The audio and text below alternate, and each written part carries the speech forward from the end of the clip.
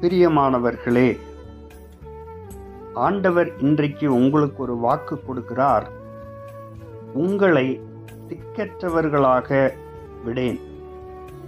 என் அன்பு மகளே, எல்லாராலும் கைவிடப்பட்ட சூழ்நிலையில், திக்கற்ற நிலையில் நீ இருக்கிறாயா?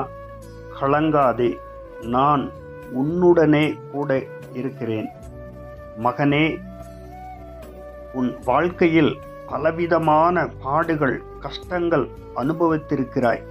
நீ கலங்காதே, இயேசுவாகிய நான் உன்னோடு இருக்கிறேன். எப்பேற்பட்ட ஆபத்தாய் இருந்தாலும் சரி, பயப்படாதே. ஆபத்தில் நான் உன்னை காப்பேன் மகளே. வாலிப மகனே, பல வருடங்களாக கட்டில் கிடையாக வியாதியாய் படுத்திருக்கிறாய். வியாதியை நான் முழுமையாய் குணமாக்குவேன். மகளே, கர்த்தர் மேல் பாரத்தை வைத்துவிடு.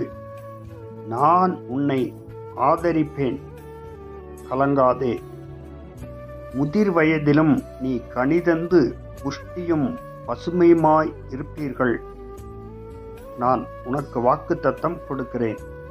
வாலிப பிள்ளையே, உன் வேண்டுதல் உனக்கு கேட்கப்பட்டது.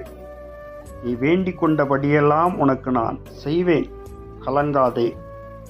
நான் நேற்றும் இன்றும் என்றும் மாறாதவராய் இருக்கிறேன்.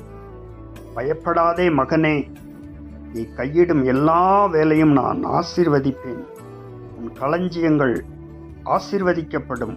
பயப்படாதே. நான் நேற்றும் இன்றும் மாறாதவர், இன்றும் ஜீவனுள்ள தேவனாய் இருக்கிறேன். உங்களுக்கு சகாயம் பண்ண இந்த பூமிக்கு நான் வந்திருக்கிறேன். ஆகவே எதை குறித்தும் கலங்க வேண்டாம், திகைக்க வேண்டாம். நான் அதிசயங்களின் தேவன். உங்களுக்குத்தான் நான் அற்புதத்தை செய்வேன். நான் உங்களை திக்கற்றவர்களாக விடேன்.